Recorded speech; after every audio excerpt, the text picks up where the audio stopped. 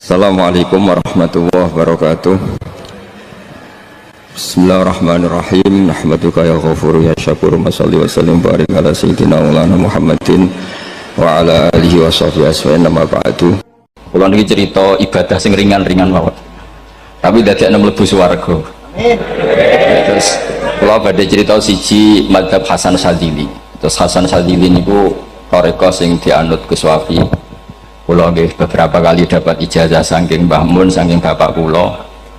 Di antaranipun nggih pesen teng Gus Wafi, sebagian lewat kula ziarah teng Barozak sih. Barozak Termas. Abdul Hasan Asyadzili nu nate pas teng dalem ditamoni pemuda. Pemuda niku ngrutu. Di kampung kami banyak maksiat, di kampung kami banyak kesalahan. Niku sepundi? Jaga Abdul Hasan Asyadzili niku ringan. Sehingga mboten sragen. Contohnya mboten sragen. Sajane nggih persis, tapi zaman niku dereng ngeten sragen. Kok tenggen kula kathah maksiat ngeten-ngeten. Jawabe Abdul Hasan Asyadzili enten ngoten. Man ahabba alla yu'sawaha fi ardi alla yu'sawahu fi ardi faqad ahabba alla tadhara maghfiratu wa alla tadhara syafaatuhu sallallahu alaihi wasallam. Dadi wong bayangno donya ora ana salah iku padha karo ora kepengin roh ghafure Allah Subhanahu wa ta'ala. Mulane madzhab Sadzili paling bandel, ngurusi wong bandel paling bandel nggih madzhab Sadzili. Kadang kiai Sadzili iku ora umate macam-macam. Mulane teng Indonesia niku penak, sing keturunan putih seneng nabi, sing ireng nggih seneng nabi, sing ora keturunan nggih seneng nabi. Mulane setan ku bingung. Nyangkone sing seneng nabi keturunan putih tok, sing seneng keturunan ireng ya seneng nabi, sing ora keturunan ya seneng nabi, sing lakenan ya seneng nabi. Jadi kelompok itu kathah. Ini penting kalau aturaken mergi madhab Sadzili niku pancen dados pembanding madhab Sayyid Abdul Al-Haddad. Madhab Abdul Hasan Asyadzili niku sing paling masyhur diriwayataken dening Shahibul Hikam. Mergi Ibnu Athaillah As-Sakandari muridé Abdul Abbas Al-Mursi, Abdul Abbas Al-Mursi muridé Abdul Hasan sinten Asyadzili. Niku madhab ingkang bener-bener jadi pembanding. Mergi teng bab husnudzon niku beliau itu pakar. Orang itu bisa yarjuwa hawal yaumil akhir. Orang itu bener-bener dibikin nyaman mbek Allah mbek Rasul. Misalnya ngeten, sampean sowan Allah iku kudu arep-arep disangoni. Kena arep disangoni berarti nganggep Allah iku medhit. Mulane tomak niku penting. Tapi mbek pangeran aja mbek wong, tapi mbek pangeran mbek. Dados limangka yarjuwa hawal yaumil akhir. Riyen niku zaman kula alit, niku anggere ana santri lunga iku sangu sak umbalan. Mergo yakin kiai iku nyangoni. Lho diyakini nyangoni ku keren, berarti diyakini lomo. Lho kok yakin mlebu neraka, berarti nganggep Allah gak Rahman Rahim. Mulane yakin mlebu napa? Swarga. Mau modal urun maulid sak dina ora urun malah entuk. Terus niki wis rontok-rontok salah tapi muga-muga itu sepuro pangeran. Nggih wau. Nek sampean bener niku sifat ghafuri Allah nganggur, nggih. Kerhane efektif ana sing salah. Mulane wonten cerita wonten tiyang teng mulazam donga ya Allah kula paringi mboten nate salah. Niku jawabe pangeran fa'ina adhu ghufra. Wong ora tau salah sifat ghafur iku nganggur. Niki cerita sing sampean aja niru kula. Niki cerita ilmu. Niku madzhab Abdul Hasan apa? Asyadzili. Benten madzhab Sayyid Abdul Al-Haddad itu jalure khauf. Jadi dosa gede apa cilik? Ora ana gede ora ana cilik. Aja delok sing mbok dosani, aja delok dosane tapi delok sing mbok dosani iku sapa. Misale Gus Wafi ngutus santri teng mriki, "Cung, tukokno rokok." Rokok itu barang makruh misal. Mestinya kan santri oleh bantah, niki kiai ku piye to barang makruh kok kon nuku. Tapi masalahnya kan arah dituruti yo gelo tenan. Jadi aja delok kongkonane iku penting ra penting, tapi mukhalafah iku sababul fir. Misalnya kados kula niki teng mriki kan wonten botol minuman. Cung pindah rene itu kan barang sepele. Terus sampean takok urgensinya apa ya harus dipindah. Iku santri mangkelno to. Wis dipindah wae pokoke penting nu. Menurut itu cara pandang Sayyid Abdul Al-Haddad. Ki jogeman bantah pangeran senajan to perintahe sepele. Piye-piye mukhalafah ngono iku jenenge tak. Nah cara Abdul Hasan Asyadzili nggih boten barang gede mbek cilik kudu ono bedane. Wong ana kabair ana sawair. Masa WA janda beda mbek goncekno ya kudu beda. WA tok kok padha mbek napa? goncengno iku kudu beda, kudu ana shawair, kudu ana napa? Kabair. Tapi cara saya Abdul Haddad mboten delok sing mbok maksiati iku sapa. Sehingga khazanah kita niki penuh dengan ilmu. Lantas wonten bab ijtihad. Ijtihad niku ruangannya luas sekali. Ya kula bolak-balik nyontokno. Kula sakniki kan jare wong akeh kiai gedhe. Jare wong akeh wong kiai gedhe. Nek diundang manakipan tangga yo bingung. Ora teko sama niki gede sombong diundang wong cilik ora teko. Teko iku mahjubno kiai sing ora tau pahayu. Gue bingung. Nyatane kula ora teko nggih do matur nuwun Gus. Atok kula mboten lakon. Nah kula teko kan mesti ordere teng kula mboten. Cara sing entuk pitik gedhe nggih kula, salam templek gedhe nggih kula. Berhubung kula ora teko ngresgeni tiyang kathah. Saiki misalnya ten takok, kiai gedhe diundang musala cilik kesunatan teko apa makruh teko? Cara ijtihad, cara sampean makruh teko napa kesunat? Kula misalnya diundang ning Sragen ning musala Penceng. Kula niku sunat teko napa haram teko? Haram ya bener lagi haram ya. Setuju haram. Mergo mahjubno ya haram setuju. Itu ijtihad. Ijtihad itu ranahnya itu karena nggak bisa ditebak. Ijtihad itu nggak bisa ditebak. Kalau ada cerita kata tentang ijtihad, niki betapa umat Rasulullah umat sing bejo, pilihan-pilihan ijtihadnya dibenarkan. Masyhur tentang cerita Bani Quraidah. Nabi ngendikan, engkau kue jogeman sholat asar kecuali sampai neng kampung Bani Quraidah. Ternyata kurang 2 kilo atau 3 kilo matahari itu mau terbenam. Sebagian sahabat sholat sebelum sampai Bani Quraidah karena takut sampai Bani Quraidah sudah kodok nopo asar. Sebagian tetap sholat di Bani Quraidah meskipun sudah kodok asar. Ketika lapor Nabi semuanya dibenarkan. Semenjak itu ada pintu sing darani pintu nopo ijtihad. Mengenai gua bolak-balik cerita, wonten kiai nak tangkok, cungkoy ngaji bek sopo, ngaji kalian tiang niki. Kiaimu tahu nangis mboten, lereni ngaji bek kiai raiso nangis, berarti hatinya atas. Nah, Abdul Hasan Asadi itu takut icong kayak ngaji kiai sopo kiai fulan tahu guyu mboten nate lereni kiai raiso syukur mbok jeni kiai raiso syukur mbok jeni karena itu masalah ijtihad. Dia masalah apa? Ijtihad. Ijtihad itu polanya enggak jelas. Wonten kiai ora gelem mulang wedok nggih kathah alasane wedi fitnah membanjeni iman pas-pasan mawon nomor wong ayu ya bingung. Tapi nak diwalik, nak kira gelem wong mulang wong wedok, terus yang mulang wong fasik, aliran sesat, itu ya repot. Kue ngerasa paling gak sesat. Ya sudah seperti itu masalah-masalah apa? Ijtihad. Nah, kalau tak cerita saat ini balik cerita tentang Burda. Burda itu nak ngelem Kanjeng Nabi. Niku macam diilmoni tenang. Kalau niku Burda berjanji tiba, niku setengah hafal, pancen riyen Mbah kula buyut-buyut kula niku pesene ken apal tiba, apal berjanji, apal Burda. Nggih mboten ngengken ngapal loh, tapi karena sering baca akhirnya hafal. Kalau beri beberapa contoh, ngelem niku nak mboten diilmoni itu kualitasnya ada bagus, tapi kalau diilmoni itu kualitasnya bagus. Kalau beri contoh begini. Saya itu kalau pidato atau khutbah atau ngaji, apalah terserah istilah jenengan atau ceramah. Biasanya kalau seneng istilah ngaji, niku mesti ikuti sing gampang mawon wa ala alihi wa sahbihi ajmain. Ajmain itu kalimatun fariqah bainana wa bainas syiah. Fa innana nukrimu jami'as sahabat. Ajmain itu kalimatun fariqah, kalimat pembeda. Kita ahli sunnah wal jamaah akramu jami'as sahabat. Ada kelompok sing akramu sahabian wa ahanu sahabian akhir. Sehingga ajmain itu harus kita baca. Itu karena itu kalimatun fariqah, kalimat pembeda. Kata-katanya hanya ajmain. Begitu juga berjanji itu nak ngelem Nabi niku wa ba'du fa'aqul wa Muhammad bin Abdullah bin Abdul Muttalib wasmu Syaibatul Hamdi Humitat Hisaluhu Saniyah. Karena ketika Rasulullah memaklumatkan jadi Nabi itu problemnya itu nasabnya siapa? Orang-orang yang di Palestina, di Israel, di Yordan, di Syam kalau dulu itu alamatnya Nabi itu harus turunan Ibrahim. Ibrahim sementara orang Syam menurut pengetahuan orang-orang Yahudi Syam.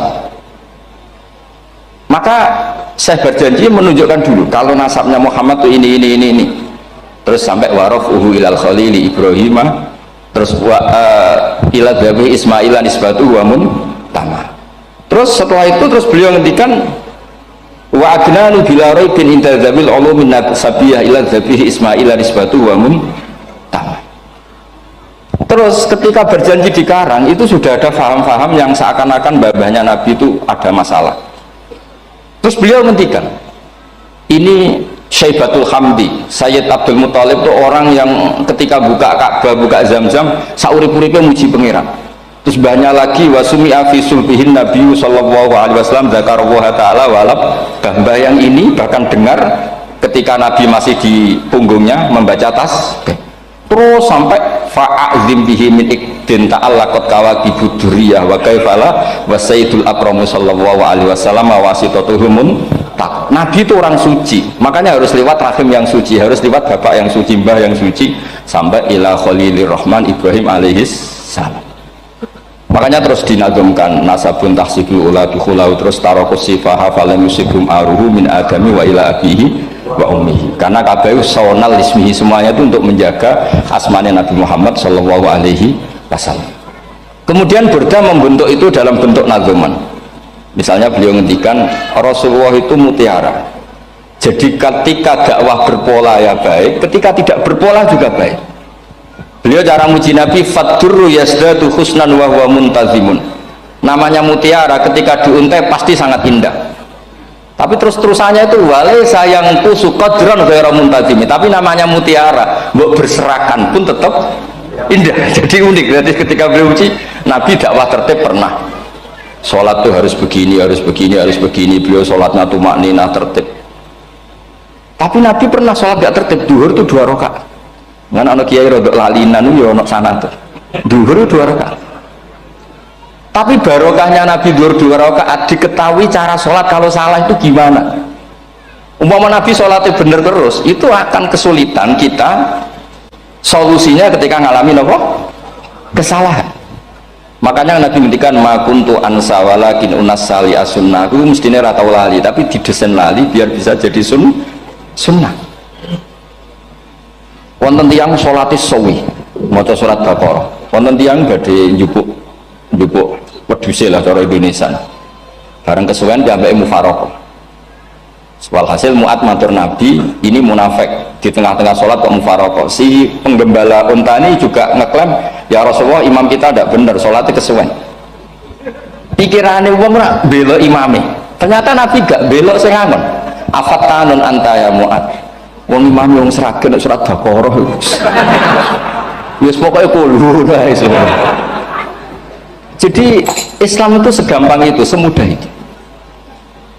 Sehingga wonten tiyang nu isane maca kulhu, rakaat lagi kulhu, saniyah nggih kulhu, pokoke kulhu sampai sok makmume ku mangkel. Waduh, si imam iki gak keren, mosok main apa? Dilaporno, ya Rasulullah ini imam yang kau tugaskan di kampung kami ini amen maca kulhu mau. Ditimbali be Nabi, kenapa kamu baca kulhu terus? Li annaha sifatullah, karena itu sifatnya Allah. Maka saya senang mengulang-ulang sifatnya. Terus kata Nabi, saya barusan dikasih wahyu Allah bahwa Allah mencintai kamu karena kamu mencintai surat kulhu. Nah ini jazah yang serahkan ini ku apa? Nanti mau timbang moto ida samsu kuwirat bulet yang tengah. Jajal ampun tak tes nih. Kiai paling pinter teng Sragen kan moto ida samsu kuwirat di depan umum. Mungkin nak dewean roh tapi nang ngarepe Habib Doa ngarepe Gus Wafi meriang nak muntir. Wah, tahun ini kalau di konco, niku imame level desa, bareng imami teng kecamatan, sholat id, mersiapno surat tabarokalladzi biadil mulk. Suwengi diapalo lanyah sampai ambek hafid. Ini nyatane malah klirune fatal, malah lali ra maca Fatihah. Saking semangate ben ketok imam keren maca surat napa? Tabar. Jadi yo ribet. Terus kula suwun seneng Nabi ini kados senenge para ulama. Niku nak nyipati Nabi niku gampang. Kula niki beto kitab Saraipun Burdah kalian Saraipun Berjanji. Niku kalau ngelem Nabi niku sederhana saja. Tapi itu yang mengena. Bisa ulang lagi niku sing mengena. Misalnya dawe Imam sing aran Risalah Qusyariyah. Begini Bukhari ini cerita Bukhari. Nanti semua Nabi ketika di akhirat tuh nafsi. Jadi roh prahara kiamat itu gak dinyali mau muni nafsi. Nabi nu jek kober ngendikan umat. Ketika semua nabi ku pelo wis ra iso muji pangeran, Nabi Muhammad di depan Allah tesih saged muji. Fa ahmaduhu bima hamida allamani rabbi. Ketika nabi lain sudah tidak punya nyali bilang alhamdulillah, Rasulullah masih punya nyali bilang alhamdulillah. Sehingga fa Muhammadun ahmadu min ghairi. Hampir semua ulama ngendikan ahmadu yang Muhammad itu afal tafdil. Fa Muhammadun ahmadu min ghairi. Ketika nabi lain sudah tidak bisa atau tidak punya nyali memuji Allah, Nabi Muhammad masih berani memuji Allah ketika mahsyar. Karena logikanya begini, kira-kira pikirannya nabi-nabi ini kiamat, berarti amal harus ditutup lah, buku harus tutup. Tapi pikirannya Nabi Muhammad boten ngoten.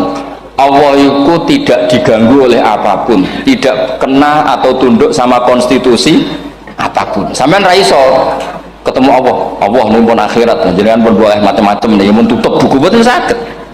Rahmatnya Allah tidak bisa dibatasi oleh akhirat.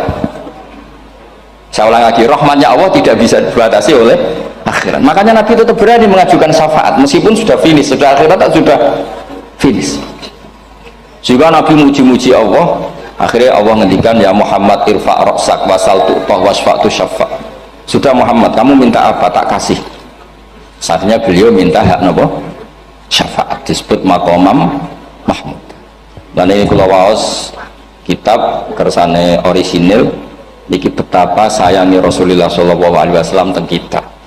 Ketika nabi lain tidak punya nyali kecuali mikir dirinya sendiri, jadi aku punya ngendikan nafsi-nafsi, Nabi Muhammad masih gak ada nyali ngendikan apa umat.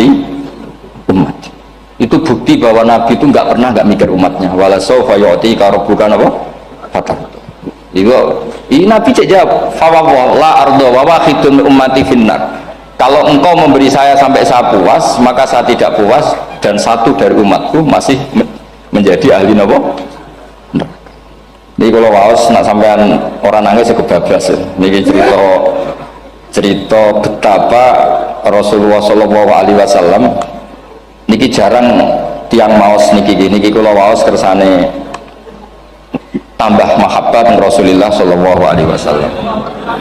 Dados niki kalau cerita ketika Rasulullah ketemu pangeran dan Sidratul Muntaha niku diredaksekno burdah nggih diredaksekno burdah fakhusta kulla fakhorin ghaira mushtarakin. Engkau mendapat kehormatan yang tidak tersaingi. Fakhusta kulla fakhorin ghaira mushtarakin. Jadi engkau mendapat kehormatan yang tidak akan tersaingi. Wajusta kulla maqamin ghaira mustahami. Tawakhusta kulla maqamin ghaira mustahami. Dan engkau mendapat satu derajat yang nggak mungkin tersaingi. Mustaham itu nggak tersaingi lah. Walhasil ternyata derajat itu apa? Gini ku ketika Rasulullah ketemu Allah Ta'ala dan Sidratul Muntaha niku Sayyidah Aisyah radhiyallahu anha tangklet, ya Rasulullah malladzi auha ilaika rabbuk idh qala fa auha ila abdihi ma auha. Qala ya Aisyah aturidina anta alami ma la ya'lamuhu Jibril wala Mikail wala nabiyyun mursalun wala malakun muqarrabun. Nggih Aisyah, bagaimana mungkin kamu tanya sesuatu yang bahkan Jibril itu tidak tahu, Mikail itu tidak tahu, dan semua malaikat yang dekat maupun nabi yang jadi rasul semuanya tidak tahu hubungan saya, kedekatan saya dengan Allah membicarakan apa. Niku sing dimaksud burdah kaima tafuza bi waslin ayya mustatarin wonten sing maca ayyi mustatarin anil uyuni wa sirrin ayya muktatamin. Jadi nabi ketika ketemu Allah di Sidratul Muntaha itu ada misteri yang hanya nabi yang tahu. Nabi niki ibu-ibu harus bangga Sayyidah Aisyah jenenge bojo wanita tangklet. Ambek nabi itu sing ngeles. Itu rahasia yang Jibril saja tidak tahu, Mikail saja tidak tahu, masa kamu tanya? Niki khase wong putri ini. Ya Aisyah, as'aluka bi Abi Bakrin ila ma a'lam tani. Gimana cara Jawa tak kadak nomor tuamu agak gelem cerita. Terus kunane kuno niku nggih wong wedok niku saged ngancam. Jadi kamane wis ngancam.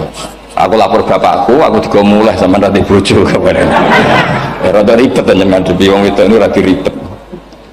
Terus faqala akhirnya Nabi cerita, tapi ya tentu tidak semuanya diceritakan. Inni lama kuntu qaba qausaini qultu Allahumma innaka adzabta al-umam ba'duhum bil hijar wa ba'duhum bil masih. Oh ya, ini halaman 63 62 tentang kitab Hasyiatul Bajuri alal Burdah. Ya, kitab Hasyiatul Bajuri alal Burdah. Ya Allah, engkau menyiksa umat-umat sebelum umat saya, sebagian bil hijarah wa ba'dum bil mashi wa ba'dum bil khosfi. Fama anta fa'ilun bi ummati, lalu yang akan kau lakukan untuk umatku itu apa? Reputasi jenengan sama orang-orang yang durhaka itu selalu menyiksa, ada yang pakai batu, yang dilikuifaksi, ada yang pakai ini. Mosok umatnya kekasih jenengan podo ngoten, berarti Nabi ku mun nego lah, nego supaya gak sama. Faqala unzilu alaihimur rahmah min ananis sama wa ubaddilu sayiatihim hasanat. Ndak, saya ndak seperti itu dengan umatmu. Waman sa'alani a'taituhu waman tawakkala saat terusnya. Terus wa fid dunya asturu alal usad wa fil akhirah usyaffi'u kafihim. Orang-orang yang masih maksiat di dunia tak kasih hak tobat, dan nanti di akhirat tak kasih hak syafaat. Engkau tak kasih hak syafaat.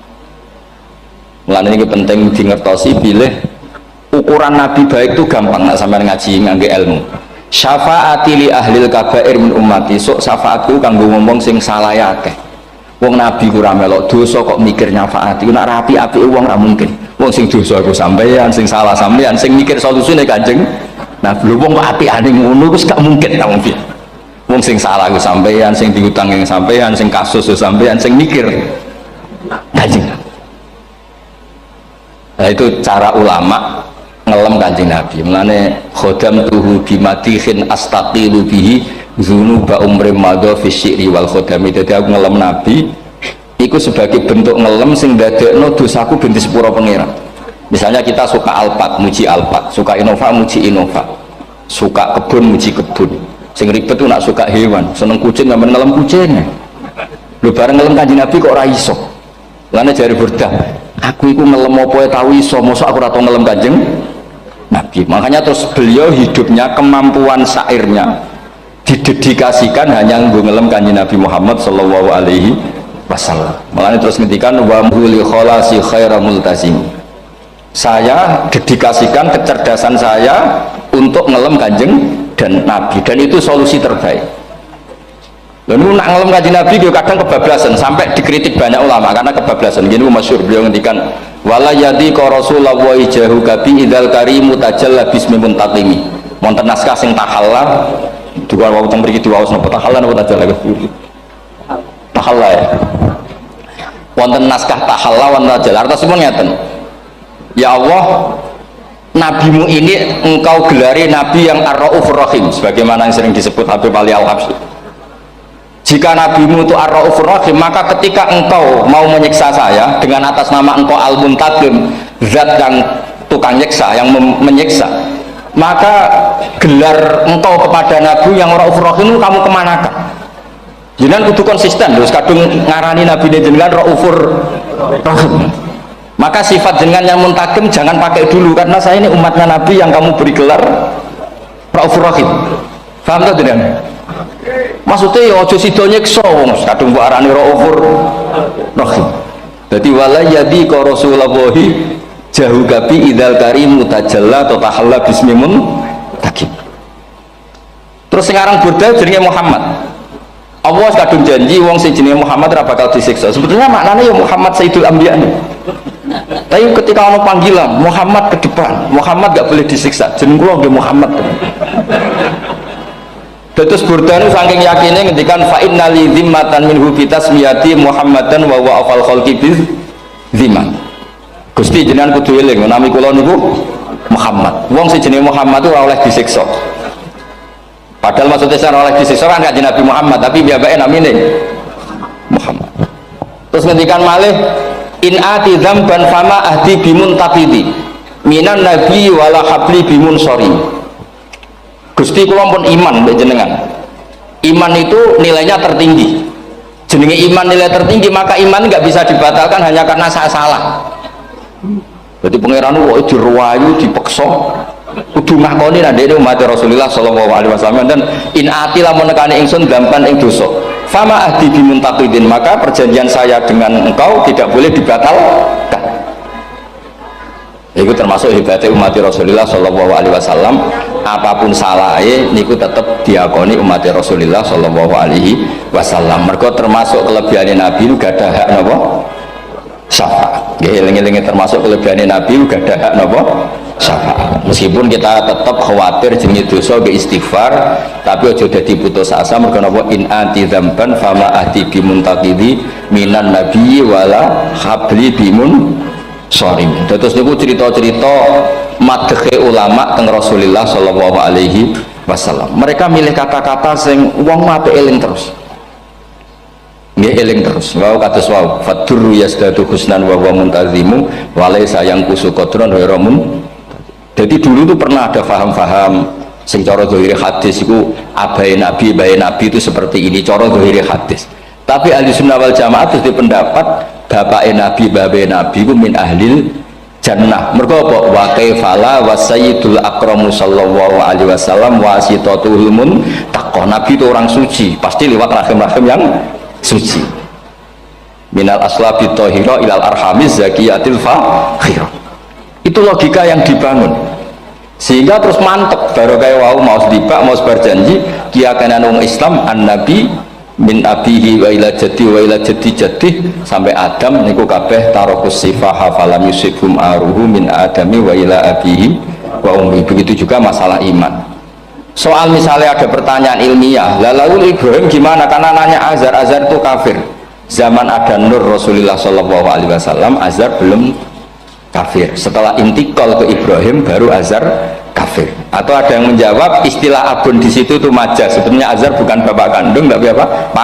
Paman. Selalu ada jawaban ilmiah dari ulama-ulama ahli sunnah wal jamaah. Jadi kalau pesen teng jenengan sementing niku mau sedibak berjanji napa bodan ada 1-2 bait yang jenengan tahu maknanya sehingga nanti kualitas mahabbah kita, kualitas kecintaan kita pada Rasulullah Shallallahu Alaihi Wasallam niku tambah. Misalnya ngeten, kula kan nekuni tafsir ya. Ada ayat rubama yawaddul ladzina kafaru law kanu muslimin. Niku hampir semua fasir konsensus sepakat jengben nak wong Islam mlebu neraka. Niku sampean kudu donga, nak mlebu neraka muga-muga jejer wong kafir sing kecangkeman. Niku dinyek. Ah jarene iman nekani mau oleh jutene neraka padha wae aku. Apa meneh misalnya sampean hafal Quran jejer wong sing hafal jare kapit kok ora mlebu napa neraka. Kudu ana sing ngenyek. Mergo Allah nu tersinggung sak iso napa sing napa ngenyek. Akhirnya Allah tersinggung. Niku sing diceritakno tiba. Wa izzati wa jalali la ja'altu man akhlasa li bisyahadati kaman kadzdzaba bi adkhiluhumul jannata bi rahmati. Ora iso wong dekne tauhid apapun salahe wong dekne ndek tauhid ora ngarah dadi ahli neraka selawase kaya wong kafir. La ja'altu ora bakal gawe sapa ingsun man akhlasa li bisyahadah orang yang tauhidnya benar kaman kadzdzaba bi sebagaimana orang yang tidak bertauhid sama saya adkhiluhumul jannata bi rahmati. Padahal Allah dilapuri malaikat, malaikatnya kira diprovokatif. Malaikatnya lapure wajadnahum asrafu ala anfusihim wajadna amalahum minadz-dzunubi ka'amsalil jibal. Dari pangeran wis timbang semuti Gusti anane salah tok. Reputasine salah tok. Ghairu annahum yasyaduna alla ilaha illallah wa anna muhammadar. Niku jawab pangeran wa izzati wa jalali la ja'altu man akhlasoli kaman kadzdzaba bi adkhiluhumul jannata bi rahmati. Nah, lafat-lafat seperti ini kita akan punya harapan ketika ndelok umat sing carane iman tesih blepotan, carane sholat cek blepotan, carane zakat cek blepotan. Kita selalu punya harapan barokahnya iman, barokahnya mahabbah ning Rasulullah Shallallahu Alaihi Wasallam. Mereka tambah hari tambah baik. Jangan beragama yang tidak punya harapan, karena agama ini bagi yang punya harapan. Dimangka yarjuwa wal yaumal akhir, bukan yang tidak punya harapan. Mengkaji Nabi sekaruan Nabi orang terbaik dilarani wong Taif, disiksa wong Mekah. Niku malaikat usul kula siksane ya Rasulullah karena mereka menghina kekasih Allah. Mereka ada iman. Nabi masih punya harapan. Mungkin mereka ada iman. Tapi asallah ayyukhrija bal arju ayyukhrijawah min aslabihim may ya'budu wa la yusyriku bihi syai'an. Bapak erong iman, aku cek di harapan anak putune iman dan sedekah Rasulullah sallallahu alaihi wasallam. Sani kata bapak era poso, anaknya melok TPQ, bareng poso juk gendong, akhirnya bapak izin melok poso. Bapaknya maca Quran ra tau, bapaknya nekani wisuda anaknya hafid. Mulane bapak Esra kena dibentuk, ya arep-arep napa? Anake. Nah anake ora kena dibentuk ya arep-arep putune nganti Imam Mahdi turun ngoten mawon. Pokoke agama niki limangka yarjuha wal yaumal akhir. Terus kula suwun sak napa madzhab Abdul Hasan Asyadzali. Nggih pancen madzhab niku kathah, tapi kula suwun agama teng zaman akhir dawuh Mbah Mun kudu kathah rojae. Nggih mergi walladzina amanu asyaddu hubbal lillah. Dawuh Imam Ghazali ar-roja yuqaddam alal khauf. Mergo roja dadekno mahabbah. Orang yang punya harapan itu lebih mudah mahabbah. Dan hubungan kita dengan Allah itu hubungan mahabbah. Ini ku walladzina amanu asyaddu hubbal lillah. Sampeyan ro anake nawakal kok hubungane putus asa, mesti maksudno. Tapi nek hubungane iso wae saiki nakal so ben gak. Iso wae saiki goblok so ben gak. Senajan to ben ra terbukti lah, sing penting hidup itu ada harapan. Guys, penting hidup itu apa? Ada harapan. Kata ulama ngendikan afdhalul ibadah intidharul farad. Apa-apa ibadah selalu punya apa? Harapan. Terus Indonesia seperti ini kita berharap akan lebih baik, akan lebih baik. Wong cilik kula niku sing jilbaban mau keluarga ketok. Sakniki kathah tiyang napa? Jilbaban. Cilik kula tiyang salat di masjid nggih mboten serame sekarang. Sampeyan ra iso grutu, tapi salat tok tapi atine ngene-ngene. Wah ya ribet nek ngoten sampeyan nyoal ideal nggih ribet. Pira-pira gelem napa? Pira-pira purun napa? Salat purun teng masjid. Sampeyan ndak usah memaksa ideal, wong kita ndak pernah napa? Ideal. Kalau suwon cerita-cerita tentang tiba tentang berjanji bahwa Nabi Sohibus Syafa'ah, Nabi itu yang sing peduli ini apa umati.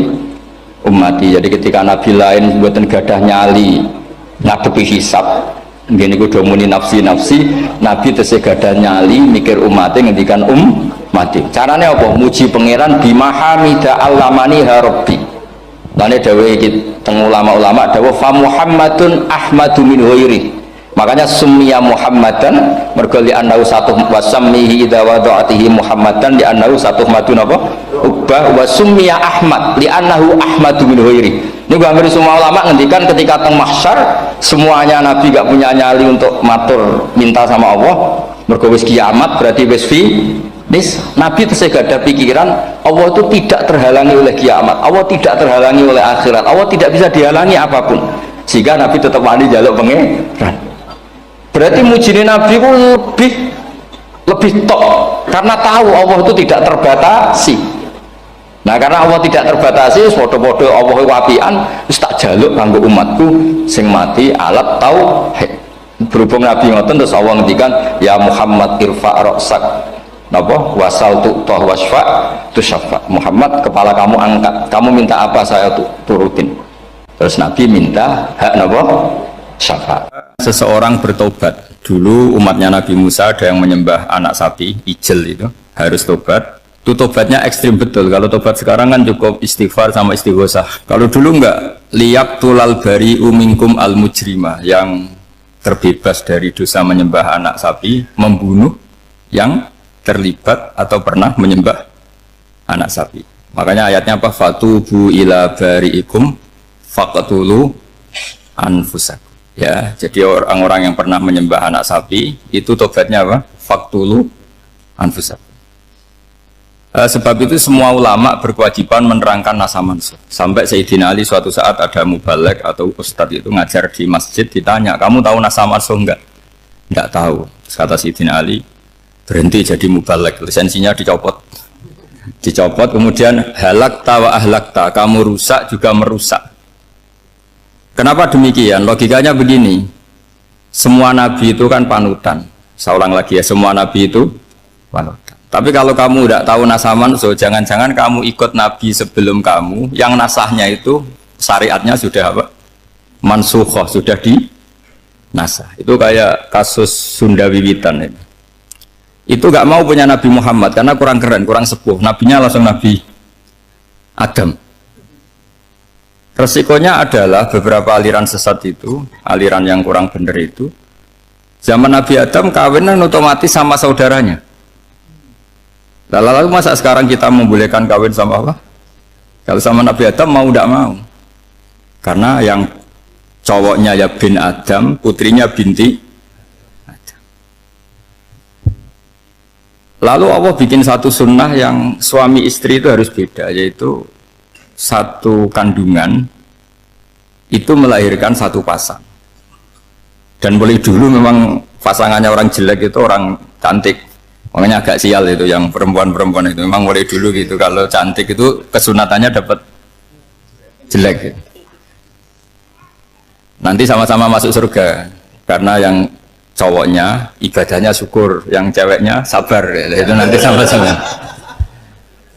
Nah kebetulan si Qabil itu ganteng sekali Qabil. Berpasangan dengan Labuda itu jelek, gembrot, pokoknya tidak cantik. Enggak lah, kebalik. Qabil itu berpasangan sama Iklimah. Jadi Qabil ganteng, punya adik kandung namanya Iklimah itu cantik sekali. Yang Habil itu rapati apa? Berarti yang Habil apa? Ya rapati ganteng, berbarengan dengan Labuda juga rapati cantik. Nah karena tadi ya berarti Qabil bareng siapa? Iklimah, Habil, Labuda. Maka untuk kawin ini nggak boleh satu kandungan. Jadi dulu karena nggak ada perbedaan ibu bapak, mau tidak mau beda. Yang penting beda. Yaitu akhirnya apa? Qabil dapat Labuda, yang Habil dapat Iklimah karena beda kandungan. Itu sudah cukup. Akhirnya kan nggak terima si Qabil. Masa orang ganteng dapat orang jelek. Jadi mulai dulu itu maunya orang ganteng ya dapat orang cantik, nggak terima. Tapi Allah ngatur seperti itu. Akhirnya terjadi percekcokan. Nah, dulu itu semuanya itu religius, sehingga ukuran percekcokannya masih religi, yaitu ya gini saja, kita ngadakan korban, yang diterima itu ya menang. Ya ternyata dalam kompetisi itu yang menang siapa? Habil. Akhirnya Habil jadi menikahi siapa? Iklim. Kalau sekarang kompetisinya kan siapa paling kaya ya menang, lebih gampang. Nah kemudian bayangkan misalnya, ya saya ini menerangkan asa mansuh. Kita semua sering ngomong, sering berkoar-koar, sering menyarankan atau mewajibkan para nabi itu panutan dalam semua perilakunya. Ternyata ada beberapa perilaku yang sudah dinasakh atau dihapus ketentuannya oleh syariatnya Rasulullah Shallallahu Alaihi Wasallam. Maka mengenali asa mansuh itu keharusan dalam ulumul Quran. Ya, makanya Allah mengatakan apa? Manansakh min ayatin aw nunsiha pasti na'ti bi khairim minha aw misli. Jadi saya nerangkan nasakh mansuh itu dua sesi. Satu sesi antar nabi, dua di internal syariatnya apa? Sekali saja hari ini dok, sudah, setelah itu anggap pinter sudah. Kalau sudah jangan tanya lagi. Nah, ada beberapa lagi syariat yang masalah metode. Dulu Nabi Nuh itu dibolehkan oleh Allah saking mangkelnya sama orang kafir. Seorang lagi, orang kafir itu kan biadab sekali, nempat buminya Allah, makan rezekinya Allah, kemudian mengkafirkan Allah. Pikirannya Nabi Nuh, orang biadab gini nggak layak hidup, itu pikirannya Nabi Nuh. Kalau dia pakai militer, tidak punya militer, ya pakai langit akhirnya. Pakai kekuatan langit, beliau berdoa, Rabbi la tazar alal ardi minal kafirina dayyar. Innaka intazarhum yudillu ibadaka wa la yalidu illa fajirong kafar. Ya Allah, mereka ini orang-orang kafir. Padahal pakai bumi engkau, pakai rezeki engkau. Matikan semua saja. Jangan sisakan satu pun. Karena kalau masih sisa, nanti anak turunnya ya gitu. Gennya gendo ya pasti melahirkan gendo. Gen, wa la yalidu illa fajirong kafar. Kalau kamu sisakan pasti melahirkan generasi gendo lagi, kafir lagi. Dituruti sama Allah. Kecuali orang 80 yang ikut Nabi Nuh. Nah orang 80 yang ikut Nabi Nuh ini selamat karena iman. Maka generasi yang sekarang ini termasuk saya semua ini semuanya turunan orang iman. Maka kita ini punya dua status. Satu, Allah kadang manggil kita ya Bani Adam karena faktanya kita turunan Nabi apa? Adam. Panggilan kedua adalah Zurriyataman hamalna ma'nu. Orang-orang sekarang itu pasti turunan orang yang ikut perahunya Nabi Nuh. Jadi nasab kita ini sudah steril. Sudah tidak ada nasab lewat kafir karena yang kafir sudah habis. Semua orang sekarang itu turunan Nabi Nuh, yaitu disebut apa? Zurriyataman hamal nama. Yaitu sekitar orang 80. Nah, oleh Allah Subhanahu wa taala syariat seperti ini pernah dituruti, yaitu akhirnya mereka mati semua kecuali orang 80 yang mukmin. Tapi uniknya Allah apa? Era Rasulullah Shallallahu Alaihi Wasallam, Nabi kita Nabi Muhammad itu diutus rahmatan lil alamin. Ketika Nabi didustakan, diusir, disakiti, malaikat gunung, beberapa malaikat sing ahli adab spesial eksekutor lah kira-kira gitu. Muhammad, kamu bilang saja ke saya, kalau kamu ingin orang-orang Mekah Abu Jahal CS, saya hancurkan. Tapi apa kata Nabi? Saya berharap kalau mereka belum iman, anak cucunya iman. Karena bagaimanapun sperma ya atau calon bayi atau calon keturunan itu kan ada fi aslabir rijal atau fi zuhurir rijal. Jadi kalau dalam ilmu agama itu gen manusia itu disimpan di zuhurir rijal di punggung lelaki, nanti dipindah ke arhamin nisa. Logikanya gini, ini dengerin ya, logikanya gini, misalnya Abu Jahal itu di situ ada orang namanya Ikrimah, itu anaknya Abu Jahal, itu orang mukmin, akhirnya ya jadi orang alim. Abu Lahab itu di rahimnya, di punggungnya ada perempuan namanya Darroh, akhirnya juga orang mukminah. Saya berikan contoh, Khalid bin Walid itu anaknya Walid itu musuh besarnya Rasulullah, tapi di punggungnya ada orang bernama Khalid. Ini dengerin. Nah di punggung ini kira-kira Allah sudah tahu apa belum? Jawabannya sudah. Artinya kalau ini mati atau kamu bunuh, kamu sebenarnya nggak bunuh orang kafir saja, bunuh calon orang mukmin yang sekarang masih bersemayam di punggungnya orang-orang kafir. Jadi bisa saja orang yang sedang kafir itu ada sekian calon generasi yang suatu saat mukmin. Itu syariat yang diajarkan ke Rasulullah SAW. Karena kasofnya Nabi, kasof itu satu kondisi di mana seorang Nabi itu dipertontonkan sesuatu yang nggak kelihatan. Itu dalam bahasa Arab kasof atau mukasyafa. Nabi dipertontonkan ternyata banyak orang kafir yang di punggungnya itu ada calon generasi mukmin atau muslim. Akhirnya Nabi nggak berani. Jangan bunuh. Mungkin bapaknya ada iman tapi anaknya iman. Betul, Abu Jahal punya anak Ikrimah, Abu Lahab punya anak Darroh. Walid punya anak siapa? Walid. Itu mirip seperti kita, bapak era sholat, anak ETPK sholat, akhirnya bapaknya katut sholat. Banyak nggak di Indonesia, bapaknya tidak bisa baca Quran, anaknya hafid. Nah, itu kalau bapaknya kamu habis, tidak ada yang meselin. Makanya biarkan hidup saja. Nah, artinya gini, andai kan tidak ada ulama yang menerangkan nasa mansuh, dikira syariat Nabi Nuh itu abadan mu'abbadat, selamanya lama. Sehingga main teror sama orang kafir sah berdasar Nabi Nuh. Padahal kita sudah ganti Nabi. Yaitu syariatnya Rasulullah SAW. Masyhur itu ketika Nabi ngendikan, saya tidak minta mereka dihukum, tapi ya Allah saya minta Allah mahdi qaumi fa innahum la ya'lamun. Mereka kafir itu karena tidak tahu. Sehingga ada periode. Loh kalau perang itu beda. Perang itu konteksnya duel. Itu tidak harus sama Abu Jahal, Abu Lahab. Ada penjahat mau bunuh kamu wajib perang enggak? Wajib. Penjahatnya meskipun muslim apa harus kafir? Meskipun muslim. Maka kata ulama fikih sebetulnya perang duel itu bukan syariat muslim sama kafir tok. Masih muslim sama muslim, misalnya ada orang mau merkosa istri kamu, terus dia pamit gini, saya muslim loh, beri hak loh. Nggak bisa. Saya penjahat loh, muslim, jadi kamu nggak boleh merangin saya, ngelawan saya kan muslim. Nggak bisa, tetap harus dilawan.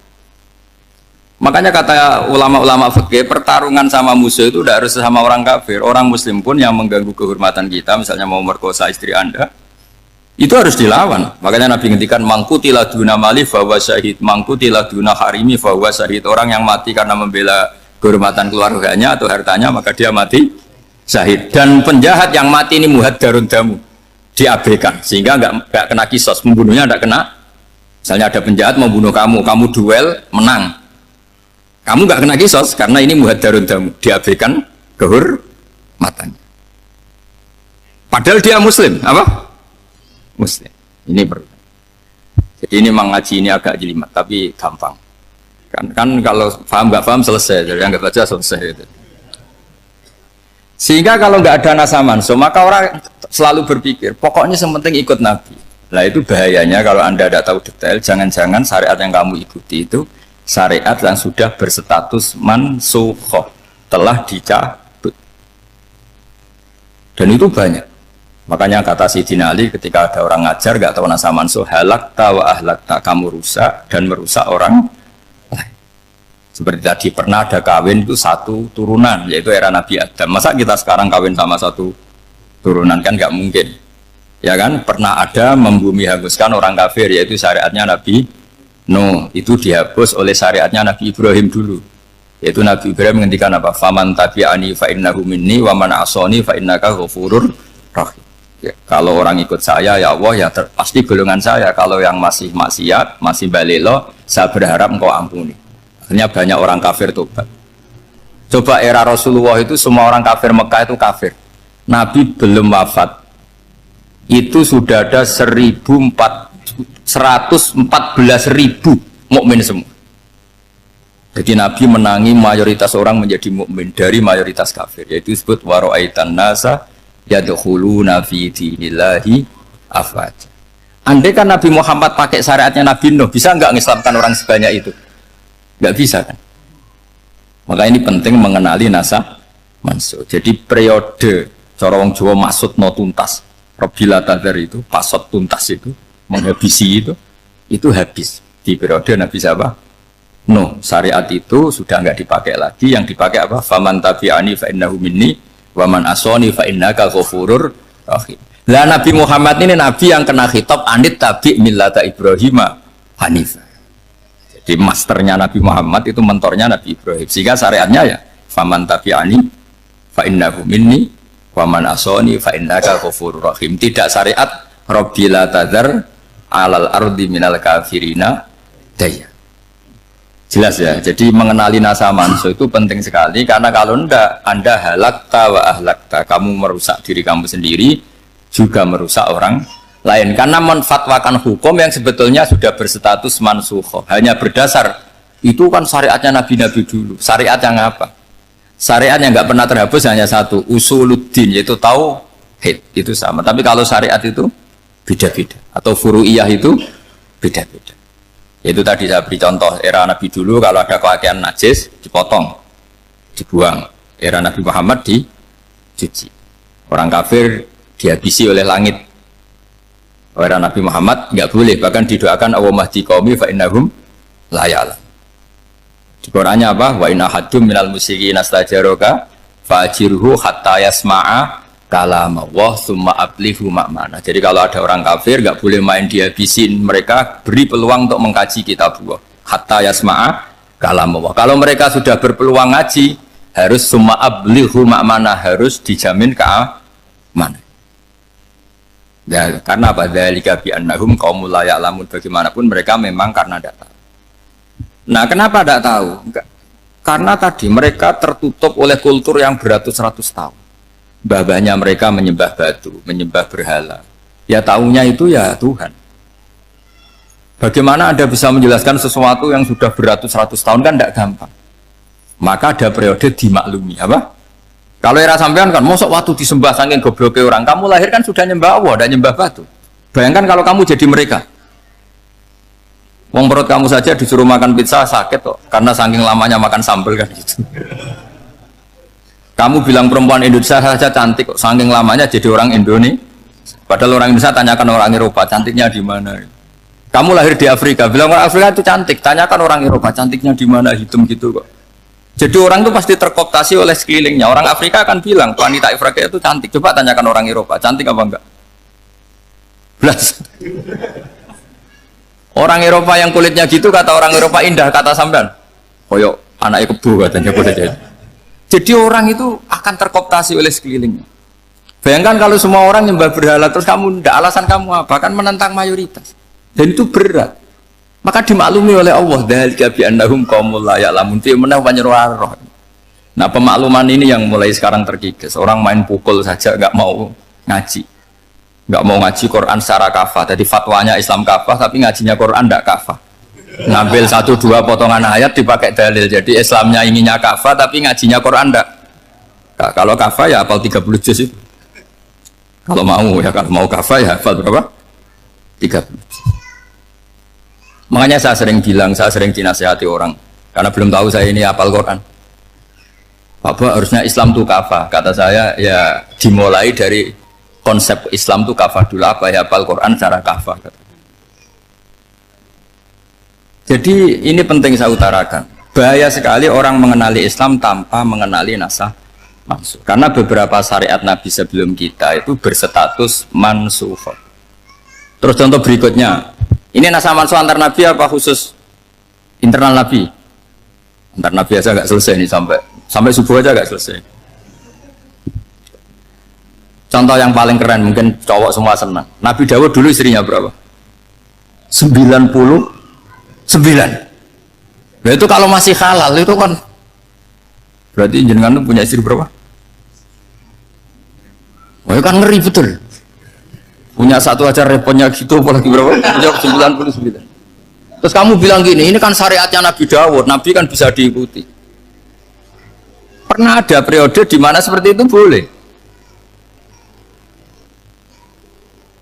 Jadi makanya mau tidak mau mengenali nasah mansuh itu harus. Kalau enggak ya kamu masih berkeyakinan boleh beristri berapa? Nah ini penting saya utarakan. Makanya Sayyidina Ali itu kalau ngetes calon mubalek, kira-kira kalau Kemenak dulu inginnya apa? Sertifikasi apa? Mubalek. Itu tanyanya gitu. Ta'rifun an-nassa wal mansuh, kamu apa tahu nasah mansuh? La. Jawabnya Sayyidina Ali, halak tahu ahlak tahu. Kamu orang yang rusak. Karena tadi takutnya ada syariat yang sudah mansukhah dipakai. Itu tadi misalnya kita ini tidak umatnya Nabi Nuh, tapi pakai syariat Robbila tadar alal ardi minal kafirina. Terus ketiga begini, misteri manusia itu. Dan ini kita tidak pernah tahu sampai kiamat, tapi ini ilmu harus kita diskusikan. Misalnya saya ini namanya Bahauddin. Saya sekarang hidup sampai 2019 sekarang. Kan hanya Allah yang tahu berapa turunan saya sampai kiamat dan statusnya kayak apa. Donald Trump juga gitu. Donald Trump itu sekarang kafir, tapi kita tidak pernah tahu nanti turunan keberapa ada yang Muslim. Nah turunan yang calon Muslim ini diletakkan di mana kita tidak tahu. Yang jelas kalau kamu bunuh itu katut itu. Artinya gini, logika membiarkan orang kafir itu ya ada logikanya. Gitu. Logika membunuh karena mereka mau membunuh kita ya ada logika fikihnya, karena kalau kita ada membunuh dibunuh. Makanya semuanya hukum ini terus bergantung al-hukmu yaduru ma'ilatihi wujudan wad. Di sini terus dipertemukan. Makanya semua nabi itu kalau yang namanya membunuh pasti pas perang saja, karena ini kondisi yang memang pilihannya hanya dua, kalau nggak dibunuh ya membunuh. Ada duel lah. Maka ini butuh kajian fikih dan orang nggak boleh subjektif dalam hal ini. Saya ulang lagi, tidak boleh subjektif. Karena tadi, orang yang kamu katakan sekarang misalnya Zaid, kamu itu bodoh sekali. Kenapa bodoh? Tidak hafal Quran, nggak pernah kuliah, nggak pernah ngaji. Ternyata Zaid ini bersemayam calon anak yang alim alama hafal Quran. Namanya Umar, tapi masih jadi sperma. Suatu saat Zaid itu punya anak alim alama. Kan banyak orang tidak bisa baca Quran, punya anak hafid. Banyak nggak di Indonesia? Banyak nggak petani yang punya anak dekan? Petani punya anak dekan. Yang dekan punya anak naik kelas saja susahnya bukan main. Banyak kan? Nah ketika dibalik nanti ada dekan punya anak goblok, yang petani punya anak dekan pinter mana?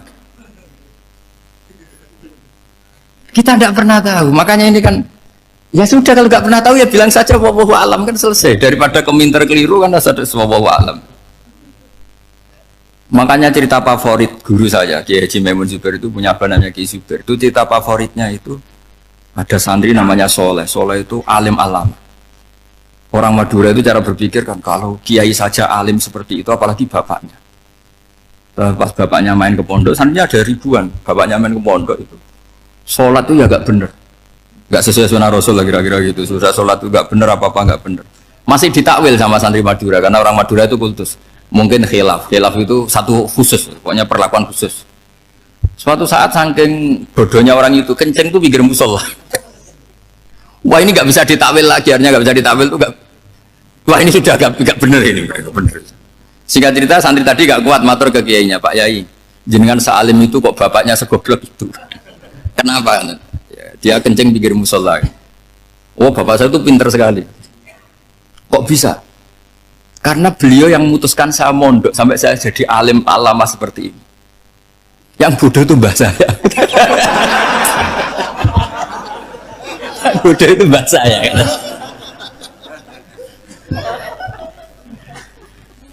Artinya gini, sekarang misalnya Anda dekan, atau Anda rektor, atau Anda profesor, atau Anda kiai top, mubalek kondang. Anda mubalek kondang terus punya anak, gobloknya bukan main. Atau apalagi anaknya ketangkep KPK. Yang satu anaknya orang bodoh jadi dekan. Kalau kompetisi ini pinter mana? Ada ahli metodologi, tapi anaknya itu terlibat narkoba.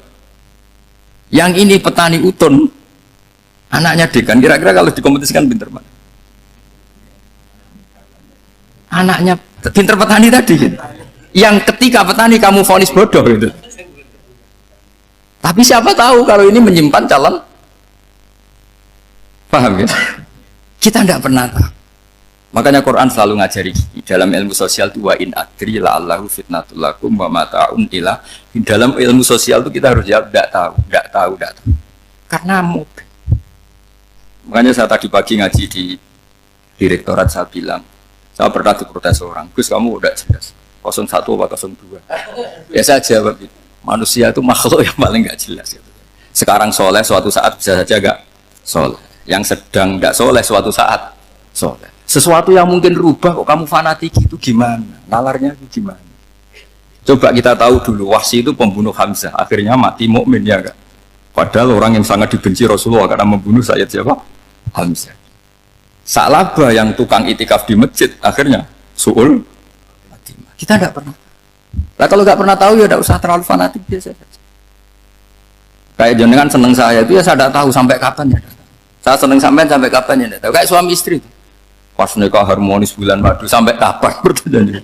Yang jelas paling awet itu pasangan jelek itu pasti nggak awet. Makanya jadi guyonan. Pasangan itu jangan baik-baik gak awet. Kalau jelek itu awet. Ternyata maksudnya cantik sama ganteng itu suatu saat pasti jadi jelek. Yang jelek sama jelek pasti jelek terus. Makanya jadi guyonan. Kalau pasangan jelek itu awet katanya, tapi kalau pasangan baik ternyata baik wajahnya itu pasti gak awet. Suatu saat pasti jelek. Tapi yang jelek awet. Karena mulai dulu ya jelek sampai itu. Awet jeleknya maksudnya bukan. Ya jelas ya, jadi saya mohon sekali ini ilmu. Sampai ndak urusan, ini bukan urusan cocok tidak cocok, tapi ilmu. Ilmu harus kita dengar bahwa syariatnya para nabi itu yang sifatnya furu'iyah, tidak usuliyah, tidak tauhid itu potensi rubah. Sehingga mengkaji nasab manusia itu satu keharusan seorang ulama. Makanya setiap ada syariat nabi, hal hadis syariah mu'abbada amla, mansukhoh amla. Karena potensi itu tinggi. Kita tahu dulu semua nabi sholat menghadap apa? Baitul Maqdis. Era Rasulullah dipindah ke Ka'bah. Tapi kalau kamu katakan total Baitul Maqdis ya tidak juga. Nabi Ibrahim mulai dulu madhabnya ke Ka'bah. Tapi kalau Nabi Musa ke Baitul Maqdis. Terus kamu bilang ini 01, 02 ya memang syariat jadi sesuatu yang furu'iyah. Nah, kenapa ini furu'iyah? Jawabannya sederhana. Ketika seseorang menghadap Ka'bah itu menghadap batu apa menghadap Allah? Allah. Ketika menghadap Baitul Maqdis hakikatnya menghadap Allah apa menghadap Baitul Maqdis? Allah. Maka menghadap Ka'bah itu sebenarnya masalah furu'iyah. Yang masalah usuliyah adalah inni wajjahtu wajhiya lilladzi fataras samawati wal ardh. Yang permanen adalah menghadap Allah Subhanahu wa ta'ala. Cuma secara prosedur syariatnya secara zahir menghadap Ka'bah. Maka potensi rubah karena ternyata itu furu'iyah. Untuk kiblatnya itu furu'iyah. Yang permanen adalah menghadap ke Allah Subhanahu wa ta'ala. Ini penting ya. Jadi terus sekarang masih antar nabi apa di internal nabi? Ini sudah mau selesai waktunya, sudah habis ini. Internal. Ini sudah selesai, ini sudah pas. Mohon maaf ya. Wah. Jam ini sudah. Sampai mana tadi? Terusnya apa enggak? Sudah ya, sudah kayaknya sudah. Biar kelihatan cerdas terus. Sekali pertemuan sudah pinter gitu. Berapa? Setengah jam sudah pinter. Yang internal nabi apa antar nabi? Internal ya, sudah sekarang ke internal. Kalau internal lebih banyak lagi contohnya. Yang masyhur tentu masalah Baitul Maqdis. Dulu Rasulullah pernah sholat menghadap Baitul Maqdis 16 bulan. Berapa? 16 bulan. Kila 17. Pokoknya khilafnya hanya 16 dan 17. Kalau ada bilang 10 bulan berarti gak pernah ngaji. Khilafnya, karena khilafnya itu hanya 17 sama 16. Akhirnya sama Allah diminta disuruh menghadap ke Ka'bah. Saya ulang lagi, itu tetap masalah antar nabi sebetulnya. Begini, Makom itu kalau dalam bahasa Arab bukan kuburan. Kalau di Indonesia kan makomnya Sunan Bonang itu kan kuburan. Kalau makom dalam bahasa Arab itu sesuatu yang pernah dipakai singgah, itu namanya apa? Makom. Lalu Rasulullah itu pertama di Medina itu madhep Baitul Maqdis itu 16 bulan. Orang Yahudi senangnya bukan main. Sampai mereka bilang gini, Muhammad tuh gaya-gaya nantok punya agama baru, tapi kiblatnya ikut kita. Baguslah anak itu katanya, masih tahu diri katanya. Bagus katanya itu masih tahu diri. Jadi senangnya bukan main orang Yahudi.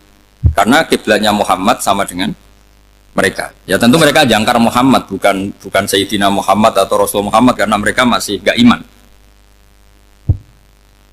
Nabi itu ya agak tersiksa karena beliau secara gen turunan Nabi Ibrahim dan kiblatnya Ibrahim itu Ka'bah. Agak tersiksa tapi sami'na wa ata'na tetap madhab ke Baitul Maqdis berapa? 16 bulan. Suatu saat Nabi Muhammad itu disuruh madhab Ka'bah. Ini dengerin. Akhirnya madhab ke Ka'bah. Apa yang terjadi? Orang Yahudi komentar gini, Muhammad itu gimana? Dia di perantauan, rindu sama keluarganya. Terus rindunya itu diaplikasikan jadi perilaku agama. Jadi dia madhab Ka'bah dianggap kangen. Kayak saya kan orang Rembang. Rembang itu apanya Jogja? Timurnya apa? Nggak, Jakarta itu mana Jakarta itu? Barat sana ya? Ibaratnya saya orang Jakarta, terus merantau di Jogja. Dulu kiblatnya itu menghadap ke timur. Terus ketika madhab ke barat, kata sampean, wah itu Pak Dune kangen apa? Keluarga. Juga kurang ajar orang Yahudi. Jadi orang Yahudi itu memang paling pinter bully. Makanya kalau sampean tukang bully itu ya agak-agak, ya enggak. Saya tidak ngomong agak, ya pokoknya agak-agak. Ya. Pinter bully orang Yahudi. Makanya nggak ada orang debat sepinter orang Yahudi. Yang bisa ngalahkan hanya Tuhan itu. Orang Yahudi yang bisa ngalahkan hanya Tuhan. Sayyidina Ali tak orang paling terkenal cerdas. Itu kalau sama orang Yahudi itu pusing. Karena ya apa logikanya itu? Saya beri sekian contoh. Ada orang Yahudi tanya gini, Muhammad, kalau kambing mati itu yang bunuh siapa? Ya Allah, mati langsung itu. Agama kamu itu aneh, Mak. Yang langsung sentuhan Allah haram, tapi yang lewat tangan-tangan jahil manusia malah halal. Harusnya itu yang halal kan orisinil, langsung Allah yang bunuh. Juduteknya itu aneh, dari cara berpikir itu aneh. Nah cara sampean Iwan, nak halal pangan kue, tapi Nabi kan nggak boleh bertutur kata kasar gitu. Kalau yang jadi Nabi saya untalan ngono kan gitu. Tapi Nabi kan nggak boleh kasar. Jadi Nabi itu problem karena nggak boleh apa? Kasar. Kalau kita kan gampang, ya nak halal untalan kan selesai, Pak. Tapi Nabi nggak boleh kasar gitu. Jadi nak jadi nggak Nabi ya sampean itu kan enak. Mau keliru ya pantas, mau apa saja pantas. Karena kan nggak panutan. Kalau Nabi nggak bisa meluruskan kebenaran itu harus tetap sesuai akhlak. Ya jadi agak kerepotan. Makanya punya Umar alhamdulillah ada yang nggak perlu aturan gitu. Jadi enak. Jadi ya itu memang aturannya harus itu. Coba Nabi itu perang tapi nggak boleh bunuh. Kayak apa susahnya? Beliau jadi sasaran tembak tapi nggak boleh bunuh. Kalau sahabat kan enak, duel, relax, santai, bisa tarung. Kalau Nabi nggak boleh. Makanya Nabi meskipun ikut perang terus gak ada sejarah orang yang dibunuh. Ya hanya satu peristiwa itu pun dibaca orang kafir, ditangkis Nabi, pedangnya kembali ke dia mati. Tapi gak ada yang Nabi. Karena Nabi kalau pembunuh nanti itu terus kayak pendekar kan, dengan susah juga punya Nabi kok. Habis perang saya Nabi tanya, Muhammad habis serang berapa? 1000. Ya repot juga punya Nabi mantan apa? Pembunuh, meskipun yang dibunuh orang kafir. Tapi kan kayak apa ya? Fitrah manusia itu akan menolak kepemimpinan orang yang gitulah pokoknya nggak bisa diterangkan itu. Makanya Nabi itu nggak pernah bunuh, meskipun kayak apa musuhnya tapi nggak pernah bunuh. Untungnya di sekeliling orang-orang yang tadi. Jangan bilang itu suka bunuh ya, pokoknya perang gitu ya. Perang dengan bunuh itu beda loh. Kalau perang itu fair apa? Sampai mana tadi? Nabi Ibrahim ya. Makom tadi saya ulang lagi. Nabi Muhammad menghadap ke Baitul Maqdis itu hanya Allah nuruti. Ini loh Nabi betul. Tahu betul bahwa di antara syariat adalah Baitul Maqdis karena semua Nabi pernah berkiblat Baitul Maqdis. Tapi Nabi ketika menghadap ke Ka'bah, Nabi juga dibilangin sama Allah, ini loh syariat yang benar karena Ka'bah juga kiblat sing aktaku, lebih tua ketimbang Baitul Maqdis. Maka disebut Ka'bah Atiqah. Ilal Baitil Atiq. Kalau Quran bahasakan Ka'bah apa? Wal yatawafu bil Baitil Atiq. Atiq itu tua sekali. Sudah. Ketika berstatus tua itu orang Yahudi seneng, mergo roh kelirune Muhammad. Mereka nantang, Muhammad ayo debat terbuka. Nabi rawuh. Bagaimana Anda bilang Ka'bah itu kiblat tertua? Wong Ka'bah itu pertama yang menghadap sana itu ya kamu. Semua Nabi menghadapnya ke Baitul Maqdis. Terus Nabi Muhammad mulai berargumentasi ilmiah tadi. Enggak, Ka'bah itu kiblatnya Ibrahim. Jadi Ibrahim dulu itu yang mulai dulu kiblatnya itu di Ka'bah. Terus orang itu tanya, buktinya apa? Terus dijawab, fihi ayatum bayinatum maqam Ibrahim. Ternyata di situ ada jejak kakinya Nabi Ibrahim, yaitu batu yang diinjak beliau ketika bangun Ka'bah. Itu argumentasi ilmiah. Lah barang orang Yahudi kehilangan ilmu, itu gobloknya orang Yahudi. Makanya yang bisa mengalahkan Yahudi hanya Allah Subhanahu wa taala. Wong Ibrahim saja golongan kita, pengikut kita. Ibrahim itu pengikut Yahudi. Wah, itu Nabi mulai senyum-senyum, mulai tertawa-tawa. Wih, ku goblok orang terdidik. Karena itu ibaratnya kayak kamu bilang Soekarno itu pengagum Puan Maharani. Kira-kira seperti itu. Soekarno itu pengikut Puan. Karena Yahuda itu Yahuda bin Yakub bin Ishak bin Ibrahim. Saya ulang lagi ya, nasabnya Yahudi ya Pak. Yahuda bin Yakub bin Ishak bin Ibrahim. Jadi Ibrahim itu mbah keempat dari Yahuda. Tapi karena mereka kalah debat, Ibrahim itu pengikut Yahudi, itu sama dengan bilang apa? Soekarno itu pengikut Puan Maharani. Itu kan jadi aneh. Atau Gus Dur pengikut Mbak Yeni, atau Basim Asari pengikut Mbak Yeni, itu kan aneh. Wah, akhirnya sama Allah diingatkan. Makanya ada ayat ha antum haula hajastum fi malakum bi ilm falimatu hajuna fi ma laysa lakum bi ilm. Perjanjian debat ini semuanya harus ilmiah. Tapi kenapa perdebatan Anda malah ndak ilmiah? Karena orang Yahudi iftadohu, malu semua. Wah, semuanya Muhammad. Itu satu-satunya kekalahan orang Yahudi. Tapi ayat-ayat seperti ini itu enggak populer. Ayat ha antum haula hajastum fi malakum bi ilm falimatu hajuna fi ma laysa lakum bi. Jadi Islam, betapa hebatnya Islam. Kalau debat harus ilmiah. Dan Kanjeng Nabi menantang, ini perjanjian kita debat ini ilmiah. Kenapa sekarang jadi tidak ilmiah? Yaitu kamu mengatakan Ibrahim itu pengikut Yahudi, padahal Ibrahim dengan Yahudi itu dulu Ibrahim. Kan Yesus mat kalah mat, tapi tetap ra Islam. Tapi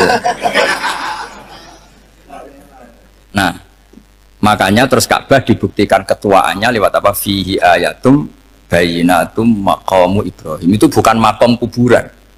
Karena makamnya Nabi Ibrahim tetap Hebron, temudi Palestina. Kira-kira itu Palestina. Jare Israel yo ning Israel, bola benang di. Jare ning Israel yo ning Israel, jare Palestina ning. Saya pernah ziarah ke sana di Hebron. Di makamnya Nabi siapa?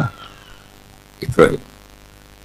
Jadi jelas ya. Jadi nasa mansuh itu ketentuan yang dikehendaki Allah Subhanahu wa taala untuk menguji loyalitas manusia, menanggalkan semua akalnya. Makanya saya mohon sekali siapapun yang ngaji saya dimanapun, sekali-kali manusia itu harus menanggalkan akalnya. Sekali Anda pakai akal, maka Anda akan ingkar dengan nasa mansuh. Nasa mansuh itu hukum yang direvisi, yang dibatalkan. Makanya orang Yahudi, lagi-lagi pinternya orang Yahudi, merovokasi orang-orang yang Islamnya belum kuat, diprovokasi gini. Unzuru ila Muhammadin tahayyara fi din yukhillu yauman wa yuharrimu ukhra. Lihat itu Muhammad, dia kebingungan cara beragama. Kadang bilang A, besok bilang B. Jadi nasa mansuh dianggap satu bentuk kebingungan. Kayak kurang ajar. Wah, akhirnya sebagian orang yang murtad. Makanya nasa mansuh itu satu peristiwa yang menjadikan banyak orang murtad.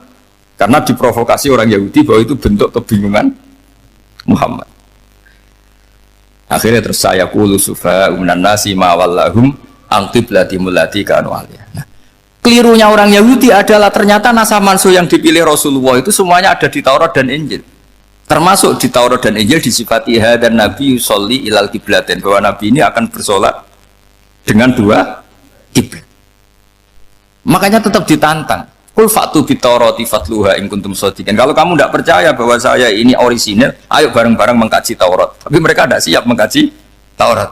Karena Taurat semuanya mendukung Rasulullah Muhammad SAW. Fatluha in kuntum shadiqin. Makanya ini penting sekali ngaji. Jadi perdebatan itu macam-macam. Dan itu pinternya orang Yahudi. Unzuru ila Muhammadin tahayyara fi dini yukhillu yauman wa yuharrimu ukhra. Ini penting sekali. Makanya nasa mansuh itu uji loyalitas. Itu Imam Malik kalau mencontohkan ke Imam Syafi'i. Saya berisikan contoh fikih. Ini saya melanggar waktu. Ini sudah berapa? Saya yang tidak mengesahkan diri saya. Ya misalnya ini ya, ini kertas sak bawa ya, ini kertas sak bawa. Terus ini tak kasih uang misalnya, uang 100.000. Atau kalau contoh Imam Syafi'i dulu dididik Imam Malik begini. Ya Syafi'i, kalau kamu punya 2 budak, 2 pembantu, kalau dulu kan masih ada budak, 2 pembantu lah kira-kira. Seneng mana, yang cerdas sama yang goblok? Seneng yang cerdas. Kalau yang nurut sama yang bantahan, seneng yang nurut. Lah yang nurut itu yang goblok. Makanya tinggal dibalik saja. Kamu tak beda ya. Seneng mana punya istri yang cerdas apa yang goblok? Coba jawab. Atau ibu-ibu mbak-mbak ini, seneng mana punya suami yang cerdas atau yang goblok? Kalau cerdas gak bisa diakali, tapi goblok nurut tapi ya kadang di sini kan di sini. Nah, itu kan antar manusia. Masalahnya kita menghadapi Allah Subhanahu wa taala yang semua kita pasti bodoh. Kita menghadapi Allah Subhanahu wa taala yang semuanya kita pasti bodoh. Allah jelas ngendikan wa kanal insanu dzaluman jahula, manusia itu banyak dolimnya. Dolim itu sifat mubalaghah. Kalau orang dolim sekali dolim, kalau sering zalum, kalau jahil biasa jahil, kalau banget jahile jahul. Bahasa Arab kan gitu memang. Ghafir, pengampun biasa. Kalau ghafur selalu mengampuni. Syakir, makanya sifatnya Allah Ta'ala ikut wazan fa'ul semua. Ghafur, syakur, atau diikutkan wazan fa'al. Kalau goblok biasa jahil, goblok banget jahal kan itu. Kafir biasa kafir, kalau kafir banget kafar. Ya, jadi wazan balagha itu bisa fa'al, bisa fa'ul ya. Kafirin, kafar atau kafur. Paham ya? Malah kok malah ngaji nahwu. Ya tapi ini memang perangkatnya ya. Ini kan perang mau tidak mau, mau tidak mau. Makanya misalnya Allah tidak suka kulla kafarin banget kafir ya, Pak. Paham ya? Kulla khawanin banget khianate. Kalau khain khianat biasa, kalau khawan sering khianat. Lah manusia itu kata Allah apa? Zaluman. Wes banget dolime, banget bodoh. Itu kalau yang ngarang hikam mencontohkan tuh gini, manusia itu pas bener saja salah, apalagi pas salah. Jadi manusia itu kata Imam yang ngarang hikam itu, man itu kanat mahasinhu masawiyah, fakih fala takunu masawihi masawiyah. Ketika baik saja buruk, apalagi ketika buruk. Coba kalau ada orang dermawan sama teman-temannya, tanyakan istrinya, duit dihambur-hambur, disekno konco ngalahno bojo. Mesti gitu. Teman yang sering silaturahim ke teman-temannya, kata temannya baik, senang silaturahim, tanyakan istrinya, oh meninggali wong. Jadi manusia pas baik saja ada buruknya, apalagi pas buruk. Makanya dulu bapak saya ngajarin saya istiqomah ya apik ya, tapi kadang-kadang nak keterusan itu istiqomah ngangkangi orang dia tidak punya kesempatan. Asalnya ada imam masjid imami terus sampai tua sampai mau mati, itu istiqomah apa tidak memberi peluang yang lain? Tidak jawab. Jadi itu manusia. Jadi pas baik saja buruk, apalagi pas buruk. Kayak saya gini di sini ngajar baik, tapi saya ada sopannya harus di atas. Padahal banyak orang sepuh, ada Pak On, ada beberapa yang kan terpaksa nggak sopan. Tapi aman yang nyuruh, berarti aman yang dosa. Kemarin saya minta di bawah supaya ganjaran saya utuh, ini gara-gara begini ganjaran saya ini agak terkredit apa terdebat itu karena itu. Saya teruskan. Jadi manusia itu punya sisi itu karena manusia itu dzalum dan apa jahil. Wa kanal insanu dzaluman. Problemnya ini ngadepi Allah yang selalu pinter, yang kita selalu bohong. Misalnya gini, kamu ditanya Allah. Ini contohnya Imam Malik. Ikla hadi sokhra fa inna tahtaha dhahaban. Coba bongkahan batu itu kamu angkat, di bawahnya ada emas. Lalu budak yang pinter berlogika, oh disuruh buka itu karena ada emas toh.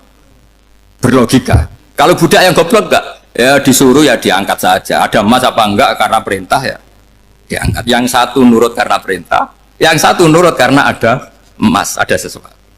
Logikanya suatu saat Tuhan tuh hanya bilang gini dok, ikla hadis sokhroh, batu itu angkat.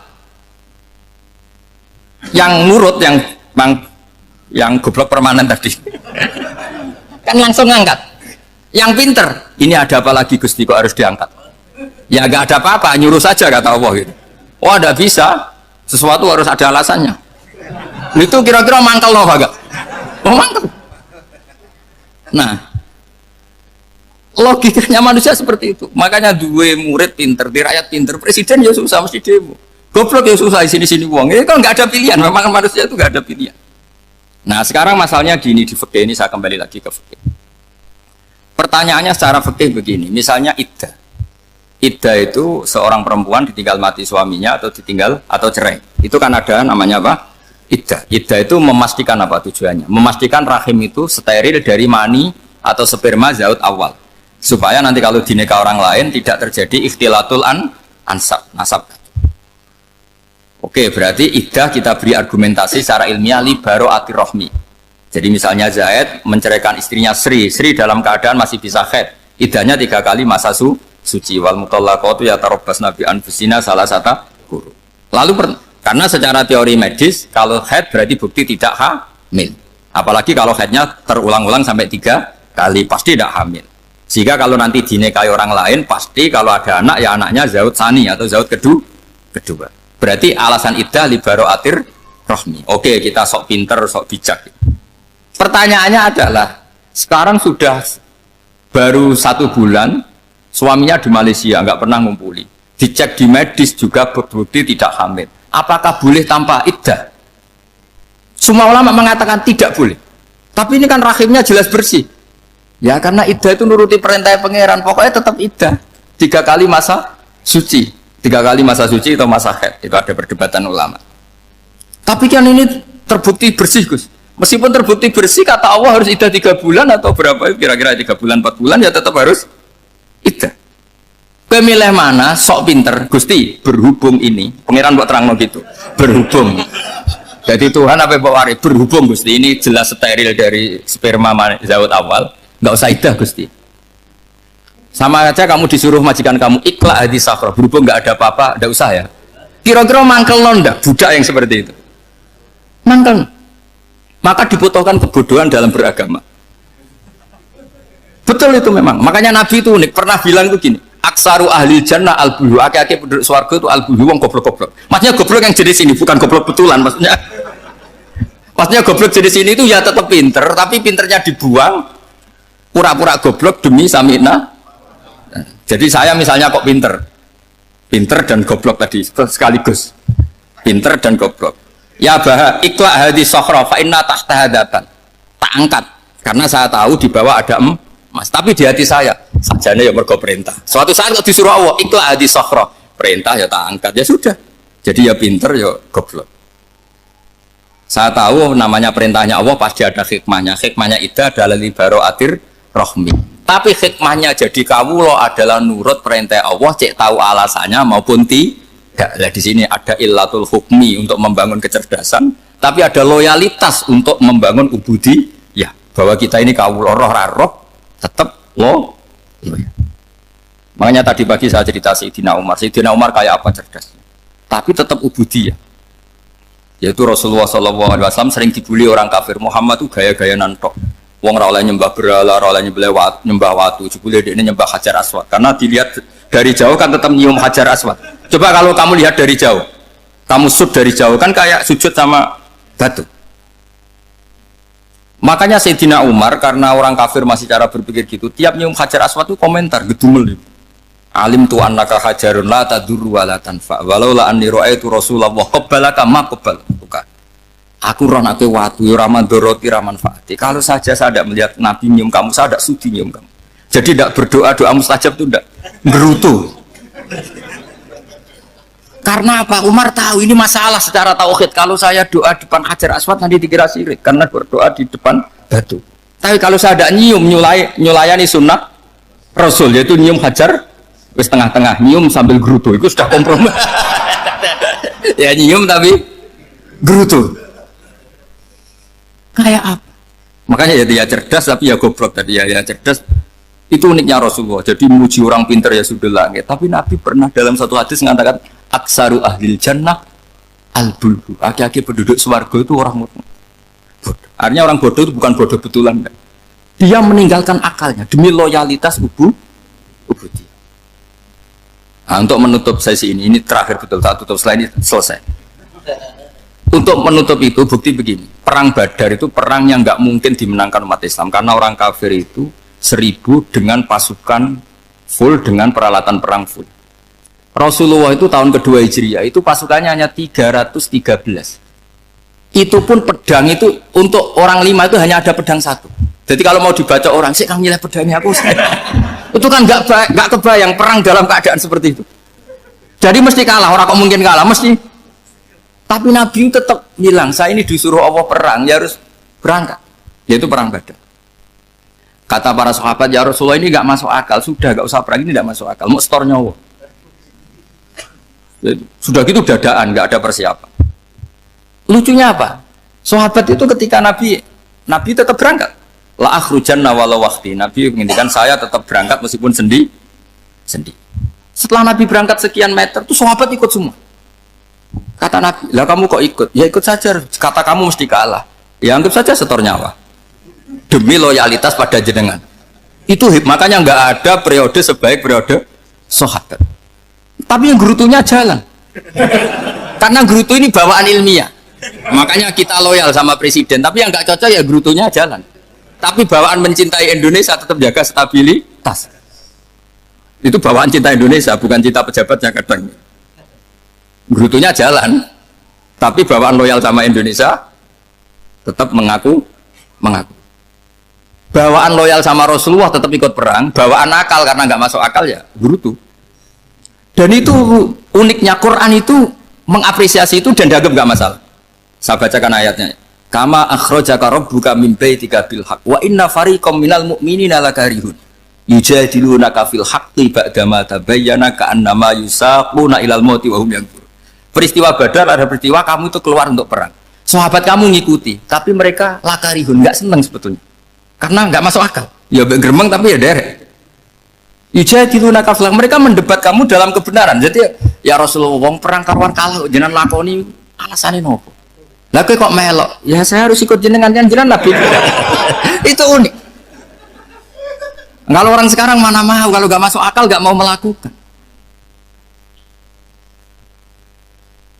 Coba misalnya istri kamu belajarnya dikurangi, anggap saja petualangan latihan hidup di masa lalu, nggak mau. Padahal petualangan itu hal yang indah. Petualangan itu kan hal yang indah, kan nggak mau. Oh ngirit, alasan. Tapi lucunya kalau dijak camping bermiskin-miskin di hutan mau. Karena PDW, tapi suami yang ngongkon. Ayolah seminggu ini kita model miskin, anggap saja petualangan masa lalu. Enggak mau. Karena pinter, apa? Coba kalau bodoh. Ya ngono ya apa-apa Mas. Tapi resiko anak bodoh, pas kamu sakit ya dibiarin. Karena dia melihat sakit kan biasa, namanya manusia. Jadi makanya ini pilihannya susah, hidup itu masih susah makanya ini. Jadi uniknya Quran gitu, Quran itu membolehkan psikologi manusia. Makanya Allah ngendikan kutiba alaikumul qital wa huwa kurhul lakum. Ya saya tahu kamu tidak suka perang, Allah yang ngakui wa huwa kurhul, enggak apa-apa. Tapi ketidaksenangan kita harus dilawan demi mengikuti Allah. Dan misalnya perempuan, Allah juga gitu, wa ashiruhunna bil ma'ruf. Gauli istri kamu muamalah secara baik. Kata Allah fa in karihtumuhunna fasa antakrahu syai'a wa ja'alallahu fi khairam katsira. Mungkin ada watak yang kamu tidak suka, tapi di situ ada kebaikan. Allah ngaku yang namanya suami mesti ada watak yang nggak suka dari istri. Juga sebaliknya lebih banyak lagi yang suami istri kamu tidak suka watak kamu. Juga nggak suka hidung kamu, wajah kamu banyak lah yang nggak disuka. Tapi demi kestabilan negara suami istri ini, mereka loyal, justru itu bagus. Maka jagalah ilmu, juga jagalah loyalitas. Itu yang perlu saya utarakan. Jadi makanya agama ini dibangun dua. Satu kecerdasan hikmah, yaitu ya al-hukmu ya duru ma'ilati wujudan wa adaman. Tapi juga ada ubudiyah, bahwa agama ini milik Allah. Maka sami'na wa ata'na. Karena begini logikanya, saya ulang lagi masalah batu. Ikla hadis sokhro fa inna tahta adzaban. Terus saya angkat. Pembantu saya ngangkat. Dia saya gaji atas nama apa? Nurut kan? Atas nama menemukan emas apa atas nama nurut? Nurut, karena emas itu juga penemuan saya, milik saya. Ngangkat batu yang nggak ada emasnya juga atas nama nurut. Jadi rapot yang saya berikan ke pembantu saya itu tentang nurut dan tidak nurut. Saya kan tidak peduli dengan cerdas dan tidak cerdas. Itu kan tidak sesuatu yang menguntungkan saya. Nah Allah juga gitu. Kecerdasan kamu, pinter kamu itu tidak menguntungkan Allah Subhanahu wa Ta'ala. Karena Allah itu tidak butuh pinter kamu, cerdas kamu. Allah hanya butuh mental ubudiyah kamu. Makanya Allah mensifati nabinya hanya subhanalladzi asra bi abdihi, karena status tertinggi manusia adalah sifat Nah, makanya ya Tuhan nafsul mutmainnah irji'i ila rabbiki radiyatam mardiyah fadkhuli fi ibadi. Berstatuslah sebagai hamba baru wadkhuli jannah. Nah, kalau kamu berstatus hamba ya harus baik, gak usah kalian bantah. Coba kalau kamu rasional, ya Allah kenapa bikin surga nanti-nanti? Engkau kan bikin sekarang, ngapain repot-repot nanti? Jadi kacau semua agama. Makanya yang perlu didahulukan adalah status ya Tuhan nafsul mutmainnah irji'i ila rabbiki radiyatan mardiyah fadkhuli fi ibadi. Masuklah berstatus sebagai hamba saya. Khasnya hamba tadi ya cerdas karena semua yang diperintahkan Allah pasti ada hikmahnya. Tapi kecerdasan ini kadang kita tinggalkan demi loyalitas ubudiyah. Saya berkali-kali bilang di mana-mana. Said Abdul Haddad itu masyhur, orangnya sangat khusyuk, sangat hati-hati. Sehingga kalau beliau ada tamu ditanya, kamu ngaji sama siapa? Ngaji sama Gus Kausar misalnya. Pernah enggak gurumu itu nangis pas ngajar? Enggak pernah. Oh lereni, matinya atus ya berarti. Tapi kalau Abdul Hasan Asadi ini balikan, kamu ngaji sama siapa? Sama Gus Kausar. Pernah senyum enggak? Pernah tertawa enggak? Enggak pernah lereni. Berarti wong ra iso syukur katanya. Jadi Abdul Hasan Asadi itu seneng guru yang agak-agak uraan, yang sewantai, yang karena dianggap ekspresi apa? Syukur. Kalau Said Abdul Haddad gak suka seperti koyok seradi dosa ya gue. Ini dua kutub besar dalam tradisi wali. Dan itu nggak masalah. Saya punya kitab indukannya Imam Ghazali itu banyak, termasuk kitab Nihayatul Matlab fi Dirayatil Madzhab karangannya Imam Haromen. Itu yang direvisi Imam Ghazali sebagai muridnya juga banyak. Imam Malik mazhab yang direvisi Imam Syafi'i juga banyak. Imam Syafi'i yang direvisi Imam Ahmad ya banyak. Bahkan Imam Nawawi ketika ngarang Minhajut Thalibin yang beliau memaklumatkan bahwa ini mukhtasar dari Muharrar, itu beliau juga sering meritik kitab Muharrar, indukannya kitab Minhajut Thalibin. Sehingga beliau ngendikan kultu al-asoh kada wal asoh kada. Tapi ya tadi kamata dinu dudanu. Akhirnya Imam Nawawi ya nasibnya agak sial. Kitab Minhajut Thalibin itu digubah oleh Zakaria Al-Ansari, namanya Manhajut Tullab. Itu ya akal-akalan toh. Minhaj sama Thalibin, yang satu pakai masdar minhaj, yang satu pakai jamak mudzakkar salim Thalibin. Terus dirubah Zakaria Al-Ansari jadi Manhajut Tullab. Itu kan akal-akalan toh. Thalibin kalau dijamakkan taksir kan memang Tullab. Thalib kan boleh Tullab, boleh Thalibin. Dibully sama Zakaria Al-Ansari, wa takfiri bidzalik aula min takfiril asli kada wa kada. Zakaria Al-Ansari nasibnya baik karena setelah beliau sudah ada orang alim. Jadi tidak ada yang ngelawan kitabnya. Jadi sebenarnya kalau ada orang yang alim kayak beliau mungkin jadi bully juga, berhubung nggak ada ya aman apa? Aman. Alfiyah juga gitu, kurang terkenalnya Imam Sibawayh, presidennya ilmu nahwu. Tapi Imam Ibnu Malik ya biasa bully. Kada kakhiltanihi wattisolan akhtaru ghairi ikhtaro infisolan. Ya biasa saja beliau. Padahal maksudnya ghairi itu Imam Sibawayh. Biasa beliau bilang wa'autu khafidin la ta'atfin ala dhamir khafidin laziman qad ju'ila walisa inti laziman. Ya biasa seperti itu. Jadi kalau menurut beliau marartu bihi wa bi zaidin, tapi cara orang lain marartu bihi wa zaidin ya boleh. Wa'autu khafidin la ta'atfin ala dhamir khafidin laziman qad ju'ila, berarti marartu bihi wa bi zaidin. Tapi cara Ibnu Malik boleh marartu bihi wa zaidin, tidak usah mengulang al-jar, huruf jar. Itu biasa dalam tradisi ilmu. Jadi senior di